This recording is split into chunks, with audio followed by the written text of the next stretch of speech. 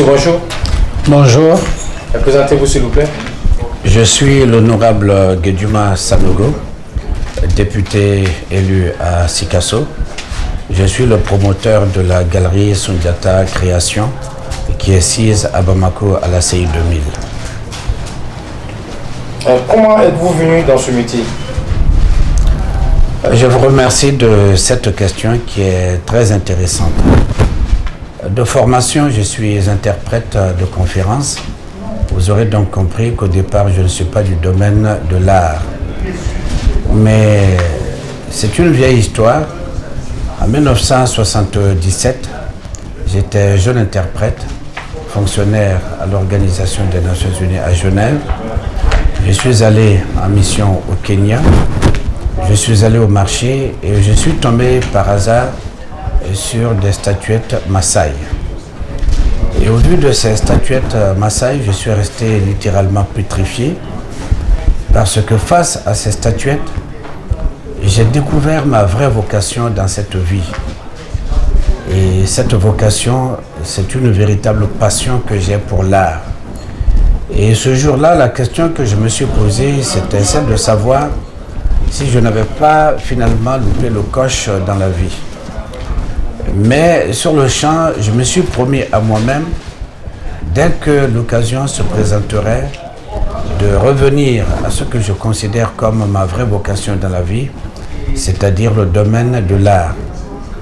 Pendant des années donc, j'ai mûri l'idée de ce projet de création d'une galerie d'art au Mali. Et à présent, le rêve est devenu réalité. Je peux donc vous dire que j'ai rejoint, si vous voulez, ma vraie vocation. J'ai retrouvé ma vraie vocation, qui est celle de travailler dans le domaine de l'art avec cette galerie d'art que j'ai créée à Bamako. Et soit dit en passant, bien que je n'ai pas fait l'INA ou une école des beaux-arts, je pense que je suis artiste dans l'âme, dans la mesure où je participe à toutes les étapes de la création des œuvres d'art qui sont produites par la galerie. Quelle est l'importance de ce métier? L'importance de ce métier, à mon avis, n'est plus à démontrer. Vous savez, chaque continent et chaque pays se développe avec ce qu'il considère comme son avantage comparatif. Les pays développés, par exemple, peuvent considérer que leur avantage comparatif, c'est la science, c'est la technologie. Mais nous, en Afrique, et plus particulièrement au Mali, nous avons la culture. Nous avons une culture qui est très riche et depuis déjà le village, on le voit. Et j'ai toujours pensé, pour ma part, que l'Afrique, pour se refaire, pour se reconstruire, doit absolument retourner à ses racines, doit retourner à sa culture, doit retourner à sa vraie civilisation authentique. Et je pense donc que la culture est un moyen qui permet et qui permettra certainement à l'Afrique de se reconstruire, parce que l'image qu'on a de l'Afrique aujourd'hui, c'est celle d'un continent où règne la famine, les guerres. Je pense qu'à travers la culture, on pourra donner une autre image de l'Afrique. Mais par-dessus tout, je pense que l'Afrique peut se développer également par la culture. À titre d'exemple, un pays comme la Jamaïque, vous serez étonné de savoir que sa première source de revenus, c'est le reggae. C'est donc la culture. Et la même chose est parfaitement faisable au Mali. Donc les avantages de la culture, ils sont nombreux, ils sont considérables, mais je me suis contenté de mentionner seulement quelques aspects. Et quelles sont les techniques que vous utilisez? Alors, les techniques que nous utilisons, il y en a plusieurs, mais je vais m'appesantir surtout sur celle que nous avons présentée ici à Ségou Art. C'est la technique du Bogo Paint. Bogo Paint est un nouveau terme que nous avons conçu pour décrire une technique que nous avons mise au point. Bogo signifie bogolan, paint signifie peinture en anglais. Donc c'est une technique qui consiste à combiner de manière harmonieuse le bogolan avec la peinture pour produire des œuvres d'art. Alors, le Bogo Paint répond fondamentalement à 3 critères techniques d'abord. Le premier critère technique, c'est d'abord l'harmonie même technique qui consiste à combiner le bourrelan avec la peinture. Parce que d'habitude, le bourrelan, on le porte soit dans les habits, ou bien vous avez des tableaux qui sont faits uniquement avec le bourrelan. Mais là, pour une fois, nous combinons le bourrelan avec la peinture. Donc sur le plan technique, il y a d'abord cette première spécificité. Deuxième spécificité, c'est que l'œuvre que nous produisons, elle est esthétique, elle est belle à voir. Troisième aspect, il y a de la profondeur dans le Bogo Paint, dans la mesure où toutes les œuvres que nous produisons ont une signification. Alors ceci dit, je voudrais placer le Bogo Paint dans le cadre de ce que j'appelle la renaissance africaine. Comme je l'ai dit tantôt, le reste du monde dépeint en général, mais surtout les médias occidentaux, dépeignent l'Afrique sous des jours sombres, les épidémies, notamment Ebola, les famines, les guerres. Mais avec Bogo Paint, nous voulons réellement contribuer à la renaissance de l'Afrique sur le plan artistique et sur le plan culturel. C'est donc l'une des nombreuses techniques que nous utilisons. Il y en a beaucoup d'autres. Je vais citer peut-être 2 au passage, puis sinon 3. Et vous aurez l'occasion certainement, si vous veniez à la galerie, de les constater. La deuxième technique sur laquelle nous nous appesantissons, c'est le bourrelan. C'est vrai que le bourrelan est connu, mais nous avons véritablement révolutionné le bourrelan dans la mesure où nous avons élargi la gamme des motifs du bourrelan, mais également nous avons travaillé à mettre des figures dans les tableaux que nous faisons avec le bourrelan. Hormis le bourrelan, je pourrais mentionner également les objets peints. Nous pensons qu'il faut que les Africains consomment leur propre art. Et si vous pouvez mettre à la disposition des gens des vases qui sont africains, qui sont peints avec des motifs africains, je pense que cela ne pourra que mettre du soleil dans l'intérieur des gens.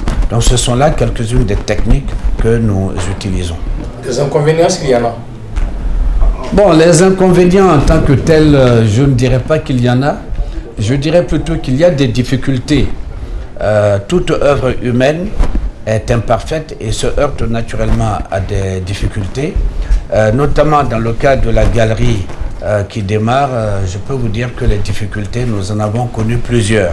Je peux vous mentionner quelques-unes de ces difficultés. La première difficulté que nous avons rencontrée a consisté à identifier des artistes à même de travailler sur les concepts que nous avons mis au point. Cela n'a pas du tout été facile, mais je peux dire qu'aujourd'hui, nous avons surmonté ces obstacles dans la mesure où nous avons des artistes de différents pays qui travaillent à la galerie. Nous avons des artistes de la République démocratique du Congo, nous avons des artistes du Ghana, nous avons des artistes de Côte d'Ivoire, nous avons naturellement des artistes maliens qui travaillent avec nous.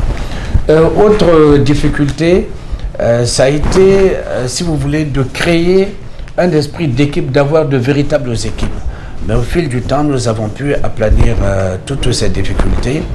Et je puis dire aujourd'hui que Sundiata Création est vraiment prête en tant que galerie à prendre son envol pour aller vers les marchés internationaux. Et quel est l'appel que vous avez à lancer au gouvernement ou à la population? Alors, le premier appel que je voudrais lancer à la population, c'est de revenir à notre culture, de revenir à nos valeurs ancestrales. Je vais illustrer mon propos par l'exemple de la Chine.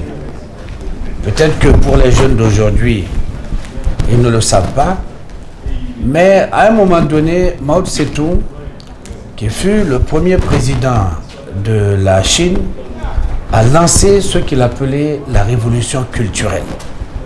À l'époque, je me souviens, beaucoup se moquaient de la Chine en disant « mais comment est-ce qu'on peut parler de révolution culturelle ?» Les autres ont parlé de révolution industrielle. Et comment se fait-il que la Chine parle de révolution culturelle? Mais ce que les gens n'ont pas compris et que nous comprenons aujourd'hui, et qu'il faut que nous, Africains, également nous comprenions, c'est que la Chine, avec la révolution culturelle, est parvenue à façonner un nouvel homme chinois grâce à la culture. Je pense également que l'Afrique peut se reconstruire à travers la culture, en ayant son identité, en ayant sa personnalité, et je pense que cela servira de socle pour tous les autres aspects du développement, notamment technique, technologique, économique. Donc c'est vraiment l'appel que je voudrais lancer aux populations, c'est de revenir à nos valeurs culturelles, ancestrales, parce que c'est ce qui fait de nous ce que nous sommes, c'est ce qui fait de nous des Africains, c'est ce qui fait notre spécificité. Maintenant, à l'endroit du gouvernement, l'appel que je voudrais lancer, c'est d'accompagner les artistes maliens. Vous aurez compris que rien ne peut se construire, y compris dans le domaine de l'art, sans le soutien, sans l'accompagnement du gouvernement, parce qu'il faut créer un cadre propice, de manière que les artistes puissent travailler à l'aise, s'exprimer. Si ce cadre propice n'existe pas, c'est difficilement qu'on pourra promouvoir l'art au Mali. Et je pense que le ministère de Culture doit être à l'avant-garde de ce combat, de cette lutte-là, pour que l'art, la culture puisse se développer et puisse réellement servir de levain au développement économique du pays. Et ici, nous voyons du merveille des tableaux bien exposés. Est-ce que vous pouvez nous expliquer, par exemple, un tableau? Derrière vous, on voit un tableau avec le pouce, je crois, avec les mains élevées. Ce tableau signifie quoi, en fait? Bien, c'est ce que j'ai dit tantôt quand je vous ai parlé des 3 spécificités du Bogo Paint. Le tableau dont vous parlez et qui est derrière moi s'appelle le pouce de la famille. L'explication de ce tableau, la voici. Quand vous prenez la main de l'homme, vous avez 5 doigts. D'un côté, vous avez 4 doigts qui sont alignés et un peu à l'écart, vous avez le pouce.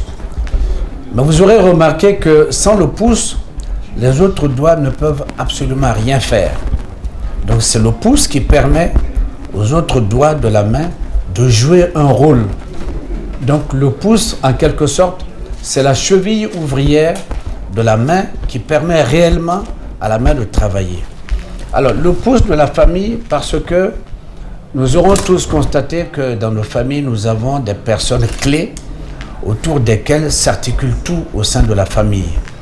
Et cette personne est la personne qui prend l'initiative, qui organise les choses, qui permet à la famille de régler, de résoudre les problèmes, qui permet à la famille d'aller de l'avant.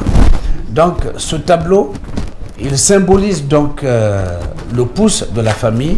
Et si vous regardez bien le tableau, vous verrez que le pouce, on l'a symbolisé, on l'a distingué en le mettant dans une couleur différente, dans la couleur verte.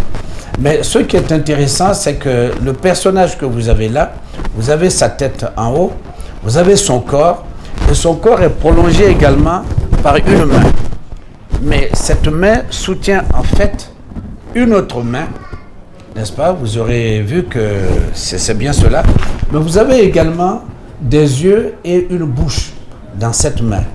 Et c'est pour vous dire que c'est vrai, c'est la main, mais c'est la famille, c'est le monde des humains. Donc voilà un peu l'explication de ce tableau. Vous avez un mot pour la fin? Le mot que j'ai pour la fin, c'est tout d'abord de remercier Mahmoud Dafé, qui est l'organisateur principal de Ségou Art, qui se tient dans le cadre du festival sur le Niger. Remercier également le maître plasticien du Mali, qui est Abdoulaye Konaté, pour tout ce que ces 2 monstres de la culture malienne apportent au développement de la culture au Mali. Et je ne cesserai jamais de le dire, c'est vrai que le ministère de la Culture fait beaucoup pour l'art, mais je pense que ces 2 personnalités ont également beaucoup fait pour l'art, et je crois que c'est le lieu vraiment de leur rendre hommage, de les féliciter et de les remercier pour tout ce qu'ils font pour le développement culturel et artistique du Mali et de l'Afrique tout entière.